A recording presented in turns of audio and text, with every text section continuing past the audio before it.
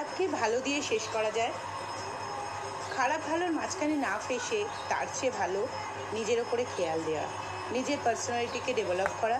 তাই আমি নিজের পার্সোনালিটির উপরে খেয়াল দিলাম, নিজেকে ডেভেলপ করার চেষ্টা করলাম।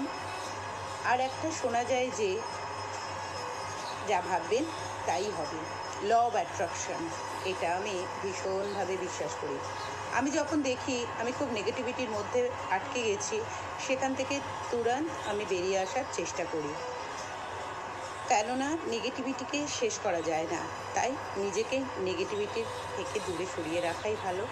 আমি তাই নিজেকে সবসময় নেগেটিভিটির মধ্যে থেকে দূরে সরিয়ে রাখি। আমি নিজের অরাকে ভালো রাখতে চাই, আমি পজিটিভ থাকতে চাই, পজিটিভ ভাবতে চাই, পজিটিভ জিনিস করতে চাই। নেগেটিভের মধ্যে নিজেকে একদম জড়াতে চাই না। কেন? নেগেটিভকে কোনোভাবেই বোঝানো যায় না, নেগেটিভ জিনিসকে কোনোভাবেই সরানো যায় না।